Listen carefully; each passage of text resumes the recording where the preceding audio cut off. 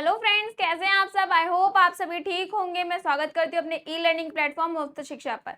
जैसा कि आप सभी जानते हैं, मैं आप सभी के लिए एक स्टोरी लेकर आती रहती हूँ। Motivational story, moral story, motivational thought, quotes वगैरह लेकर आती रहती हूँ। वैसे ही आज मैं एक क्वेश्चन समझ लीजिए या उस बेस पर मेरा आपसे पूछना समझ लीजिए। आज हम अपने एजुकेशन सिस्टम पर बात करेंगे, जो आजकल अहम मुद्दा होना चाहिए लेकिन अहम मुद्दा बन नहीं रहा है, क्योंकि इसके ऊपर किसी का फोकस जा ही नहीं रहा है। बस सब अपने ना अलग अलग चीज़ों में लगे हुए हैं, जैसे होता है ना, भेड़ चाल चलने में लगे हुए हैं। एजुकेशन सिस्टम, सबको पता है एजुकेशन मोस्ट इम्पॉर्टेंट है। बेरोजगारी, अनएम्प्लॉयमेंट भी दिन पर दिन फीसदी के अनुसार बढ़ता जा रहा है, परसेंटेज के हिसाब से बढ़ रहा है। एजुकेशन सब लोग ले रहे हैं लेकिन उसका यूज कोई नहीं कर रहा, क्योंकि एजुकेशन सिस्टम ही हमारा इतना स्ट्रांग है, इस तरीके से स्ट्रांग दे दिया है हमारे एजुकेशन सिस्टम को कि हम उस पर काम ही नहीं कर पा रहे हैं। तो सारी गलतियां स्टूडेंट की है, एजुकेशन सिस्टम की कोई गलती नहीं है। इनडायरेक्टली मतलब हमें यही कहा जाता है, हमने शुरू से यही सुना है, इसलिए मैंने भी आपसे यही कहा कि सारी स्टूडेंट की गलती है, एजुकेशन सिस्टम की कोई गलती नहीं है, क्योंकि हमारा एजुकेशन सिस्टम बहुत ज़्यादा स्ट्रांग है।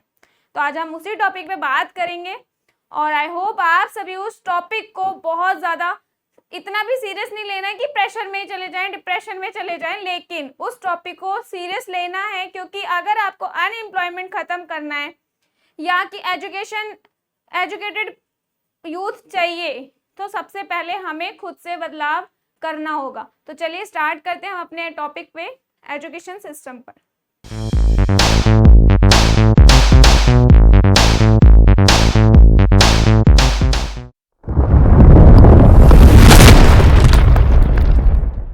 देखिए, आप सभी ने कभी चेक किया होगा, गूगल पे आजकल बहुत सारी चीज़ें सर्च करते हैं आप लोग, तो डेफिनेटली आपने ये भी चेक किया होगा कि हमारे इंडिया में कितनी सारी यूनिवर्सिटीज़ है। तो हमारे इंडिया में यूनिवर्सिटी का आंकड़ा कुछ इस तरीके का है, 1186। हमारी पूरी इंडिया में 1186 यूनिवर्सिटीज़ है, जिसमें हम सब बच्चे अलग अलग यूनिवर्सिटी में पढ़कर आते हैं, ग्रेजुएट होते हैं, MA, MCom, BCom, BA, BSc सब कुछ करते हैं, बीएड वगैरह सब चीज़ इन यूनिवर्सिटी में जाकर करते हैं। लेकिन किस तरीके से, जब हम 12th क्लियर कर लेते हैं अच्छी परसेंटेज के हिसाब से, हमारे 99% आ जाते हैं, तो हमें बहुत अच्छे कॉलेज में, बहुत अच्छे उसमें सब लोग लगे होते हैं कि भाई बहुत अच्छे मार्क्स लेकर आए।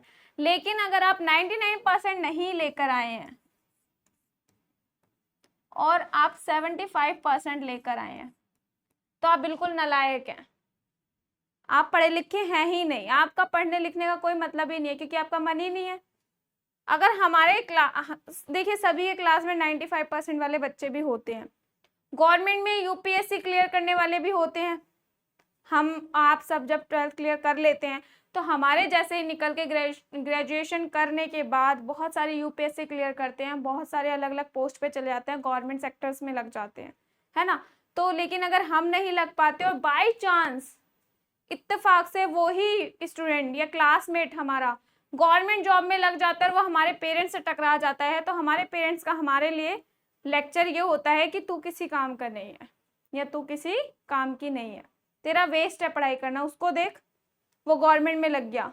चाहे हम अपनी लाइन में बहुत बेस्ट कर रहे हो, लेकिन हमारा कंपैरिजन अप डाउन ही चलेगा, उसे हमेशा गवर्नमेंट जॉब वाले को अप रखा जाएगा। लेकिन जो अपने टैलेंट के हिसाब से अपनी टेक्नोलॉजी सीखने की कोशिश कर रहा है, उसका कोई कंपैरिजन नहीं है, उसकी कोई वैल्यू नहीं है। हमारा कुछ आंकड़ा 1186 यूनिवर्सिटीज हैं और रिपोर्ट में कहा गया है कि भारत में जो बेरोजगार कार्यबल है उनमें लगभग 83% युवा है। कुल बेरोजगार भारतीयों में बहुत कम वृद्धि है, बहुत ही कम परसेंटेज पे लोग हैं। अब आपको पता चलेगा कितने परसेंटेज पे लोग हैं। उच्च शिक्षा प्राप्त युवाओं की हिस्सेदारी 2000 में जहां 35.2% थी, वो 2022 में लगभग 2 गुनी हो गई है, 65.7% हो गई है, 65.7। जो 2000 में जहां 35 थी, यानी कि 335.2% थी, वहां पर हम कितने घट गए, 65.7 पर आ गए। इतने ज्यादा कम बेरोजगारी हो गई, इतने कम फीसदी हो गई। मतलब ये आंकड़ा देखकर हमें महसूस हो रहा है कि हमारी एजुकेशन कितनी अच्छी होती जा रही है दिन पर दिन। रिपोर्ट में ये भी कहा गया है कि बेरोजगार में कम से कम माध्यमिक शिक्षा वाले युवाओं की हिस्सेदारी है 2000 में 35.2% से लगभग 2 गुनी होकर 22 में 65.7% हो गई है। इसके अलावा भारत में कुल बेरोजगार लोगों में से 83% युवा व्यक्ति है। यानी कि श्रम बल सर्वेक्षण के आंकड़ों से पता चला है कि बेरोजगार 2013 से 14 में 3.4% और 2022 से 23 में केवल मामूली होकर हम इतना ज्यादा घटे, 3.4 आया, लेकिन वहां से इतना कम हो गया कि हम 3.2 पर आ गए। बस इतनी ज्यादा हमने पढ़ाई करी, इससे ज्यादा पढ़ाई हमने करी नहीं। हमने मतलब स्टूडेंट की गलती है ना, क्योंकि हम पढ़ नहीं रहे, हम इसलिए अनएम्प्लॉयमेंट है, इसलिए हम बेरोजगार हैं। हम पढ़ाई में बिल्कुल फोकस ही नहीं करते हैं। आर्थिक think tank centre for monitoring Indian economy के मुताबिक मार्च में बेरोजगारी दर कितनी है, 7.8%। अगर मैं यहाँ पे कहीं भी गलत बता रही हूँ तो आप डेफिनेटली हम मेरे को कमेंट बॉक्स के माध्यम से बता सकते हैं, कोई इशू नहीं है। भारत में लगभग 41 करोड़ लोग ग्रेजुएट करते हैं। ग्रेजुएशन 41 करोड़ लोग करते हैं, लेकिन ग्रेजुएट करने के बाद 20 से 25% लोग भी बेरोजगार हैं। क्यों? 12th clear, first to 12th clear कर ली, ग्रेजुएशन कर ली, फिर भी हमें जॉब नहीं मिली। अनएम्प्लॉयमेंट क्यों आ रहा है? क्या ये क्वेश्चन या ये मुद्दा नहीं होना चाहिए आज के यूथ में? लेकिन ये क्वेश्चन ये यूथ में है ही नहीं कि अनएम्प्लॉयमेंट बढ़ क्यों रहा है। अगर मान लीजिए एक अच्छी खासी डिग्री लिए हुए MA, MSc, BSc करने के बाद अगर एक बंदा ठेला लगा रहा है तो फिर उसने पढ़ाई क्यों करी? खुद थिंक अबाउट इट यार, खुद सोच के देखिए कि फिर पढ़ाई क्यों करी। मैं ये नहीं कह रही कि ठेला लगाने वालों की रिस्पेक्ट नहीं करनी चाहिए, डेफिनेटली करनी चाहिए, क्योंकि वो भी मेहनत कर रहे हैं, बहुत ज्यादा मेहनत कर रहे हैं और बहुत अच्छा भी कमाते हैं, ये भी, इसमें भी कोई झूठ बात नहीं है। लेकिन अगर हम पढ़े लिखे यूथ पढ़ा लिखा अगर ठेला ही लगाना है तो देश का विकास कहाँ हो रहा है, कहाँ जा रहा है? एजुकेशन वाला यूथ, एजुकेटेड यूथ जा कहाँ रहा है, कौन सी दिशा में जा रहा है? आप खुद सोचिए, आज से 100 साल पीछे चले जाइए, 100-200 साल पीछे चले जाइए, तब जब अंग्रेज राज करते थे तब हम कहते थे अंग्रेजों ने राज करा इसलिए इंग्लिश आ गई, अंग्रेजों ने हमारा एजुकेशन सिस्टम बदल दिया, यही बोलते हैं। लेकिन अंग्रेज तो चले गए, लेकिन इंग्लिश को आज भी कौन, सबसे हमारी राष्ट्रभाषा कोई सी नहीं है, लेकिन हमें सबसे ज्यादा काम किस पे करना चाहिए? अपनी हिंदी राष्ट्रभाषा पे।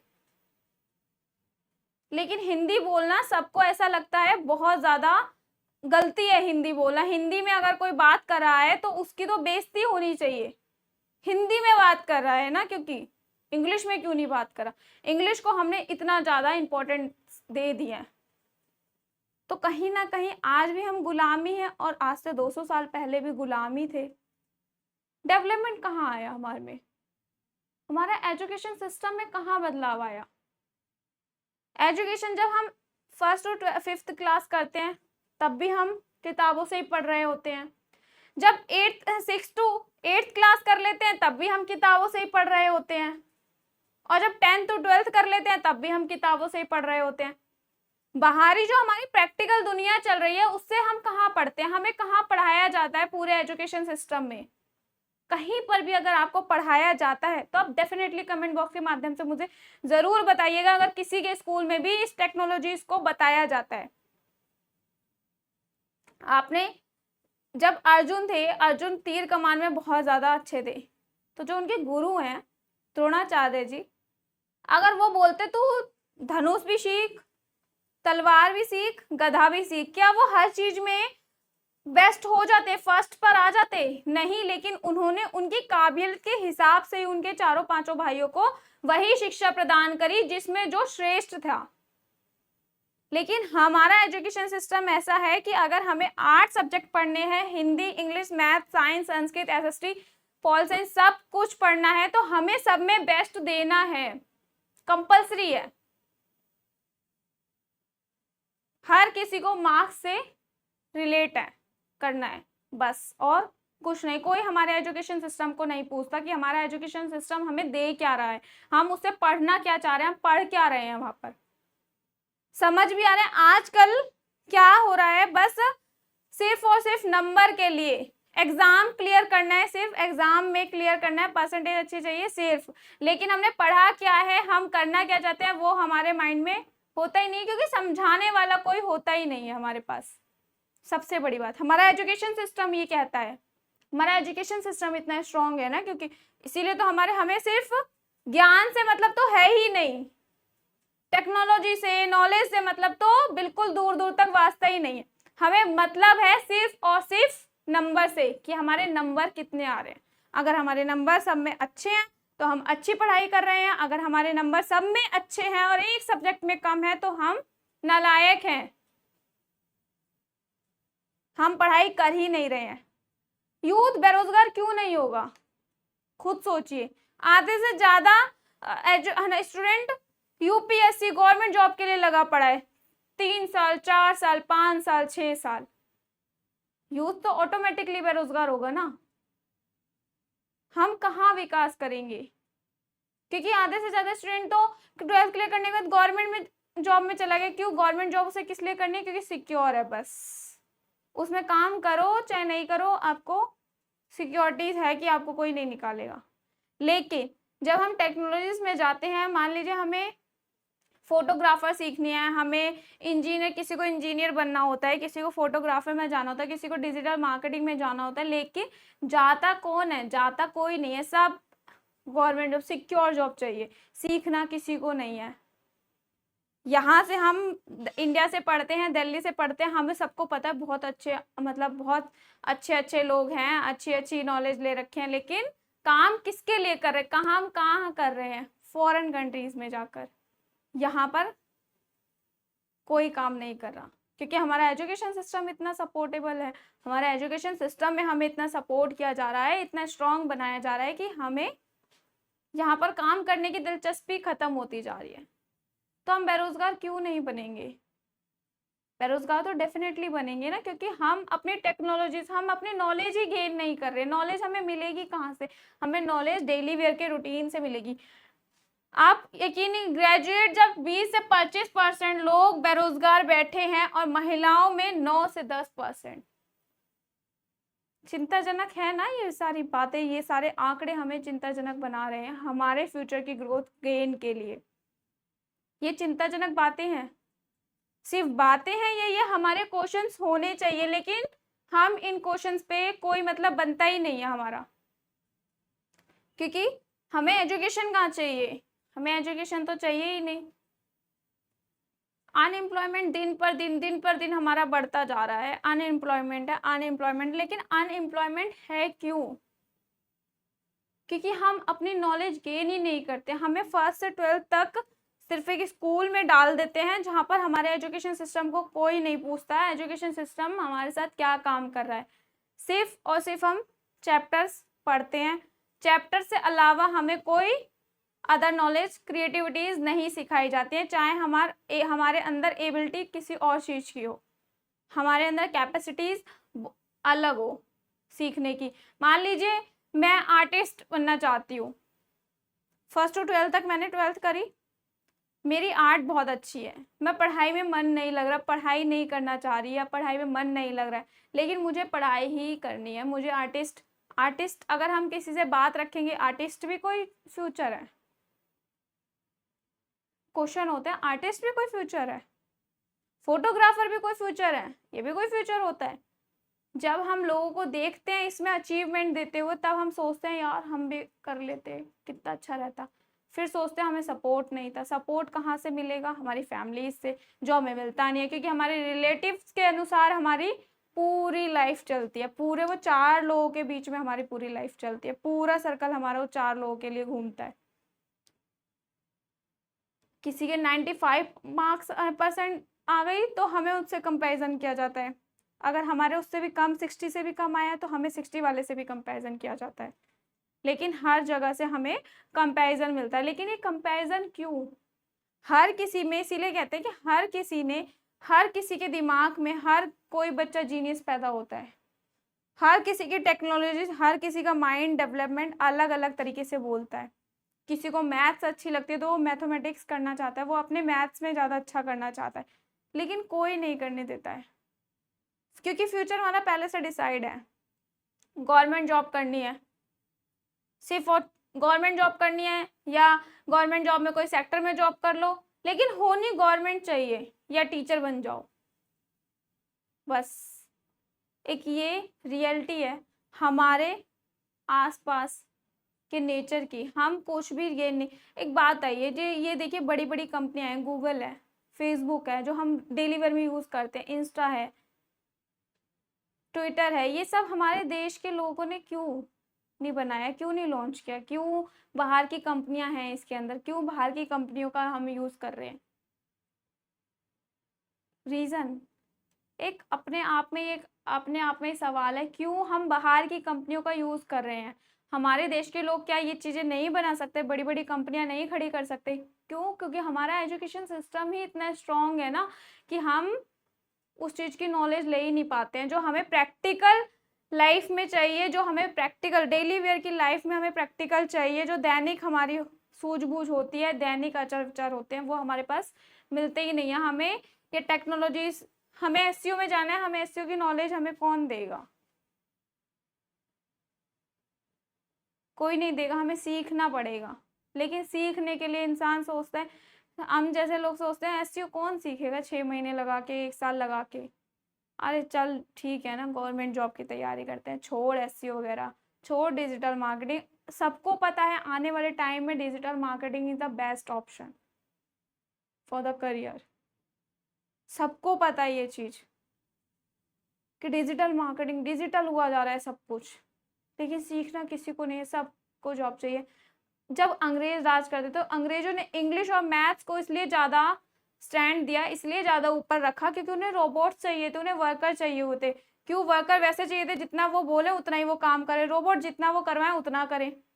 हम आज भी वर्कर और रोबोट्स ही बनकर रह गए। हम अपने एजुकेशन सिस्टम में, हमारे एजुकेशन सिस्टम में ना तब बदलाव था और ना हमारे एजुकेशन सिस्टम में आज बदलाव है। ये चीज़ एजुकेशन सिस्टम को बदलने के लिए बोलेगा कौन, जोर कौन देगा? हम जैसा यूथ ही देगा, तभी एजुकेशन सिस्टम में बदलाव आएगा, क्योंकि हमारा एजुकेशन सिस्टम इतना स्ट्रांग नहीं है। बाहर के देशों में हम इंग्लिश को प्रायोरिटी दे रहे हैं। इंग्लिश लैंग्वेज सीखनी चाहिए, मैं मना नहीं करती कि इंग्लिश लैंग्वेज नहीं सीखनी चाहिए, डेफिनेटली सीखनी चाहिए, लेकिन बिल्कुल प्रॉपर इंग्लिश ज़रूरी नहीं है, हिंदी भी आनी चाहिए।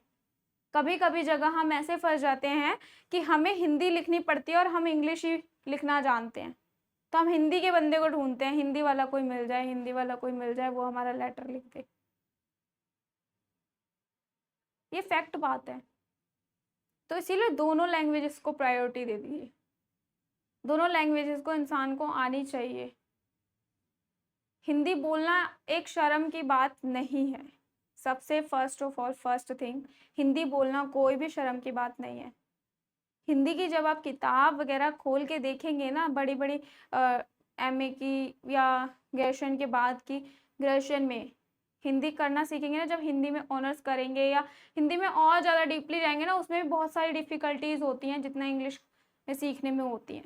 हर सब्जेक्ट्स की अलग अलग प्रायोरिटीज़ हैं, तो हमें अलग अलग प्रायोरिटीज़ देनी है, हमें एक ही चीज़ में नहीं रखना है। तो एजुकेशन सिस्टम बदलना is the most important thing, जो हम बदल नहीं रहे हैं, हम उसमें सिर्फ घिस रहे हैं अपने आप को। क्योंकि स्कूल में जाते हैं, स्कूल वालों को फीस से मतलब होता है, पेरेंट्स को मार्क्स से मतलब होता है, हमारे फ्यूचर से किसको मतलब होता है? जब हमारा फ्यूचर नहीं बन पाता है तो हमारे फ्यूचर से सबको मतलब होता है। फिर कहते हैं हमने पढ़ाई नहीं करी। क्यों? क्योंकि हमें जो चीज़ नॉलेज गेन करनी है, जिसमें हमारी रुचि है, वो हमें करवाया नहीं जाता है। हमें प्रेशर दिया जाता है, तुम्हें मार्क्स लेकर आने हैं, गवर्नमेंट जॉब की तैयारी करनी है। तो इसीलिए हमारा एजुकेशन सिस्टम बदलना बहुत ज़्यादा ज़रूरी है।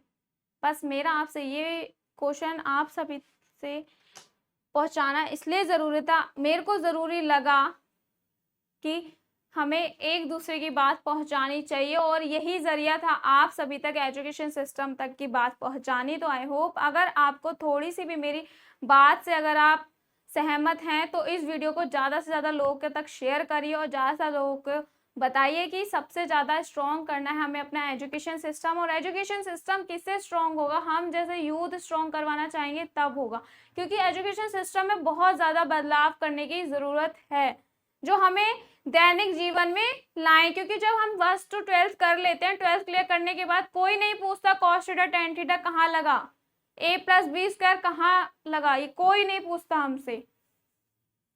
सिर्फ हमारी नॉलेज हमें गेन करनी है। नॉलेज कहाँ से मिलेगी? नॉलेज हम गेन करना चाहेंगे तब हमें मिलेगी। तो आई होप आप सभी को ये स्टोरी नहीं, ये क्वेश्चन, ये चीज़ अगर आप थोड़ी सी भी सहमत हैं तो ज़्यादा से ज़्यादा लोगों के साथ ये वीडियो पहुंचाएं और ज़्यादा से ज़्यादा लोगों के साथ सपोर्ट करें ताकि हम इस चीज़ में सुधार ला पाएँ और हम भी अपने एजुकेशन प्लेटफॉर्म को, मुफ्त शिक्षा प्लेटफॉर्म को ज़्यादा से ज़्यादा लोगों तक पहुंचाएं ताकि वो एजुकेटेड हो पाएँ और अनएम्प्लॉयमेंट से बचे और अलग अलग तरीके की चीज़ें सीखें। सिर्फ चैप्टर का, सिर्फ किताब का नहीं, अलग तरीके की भी चीज़ें सीखें। तो आई होप आप सभी ज़्यादा से ज़्यादा लोगों के साथ शेयर करें। अगर मेरी वीडियो थोड़ी सी भी अच्छी लगी हो तो लाइक, शेयर, सब्सक्राइब, कमेंट ज़रूर करिएगा। Thank you so much.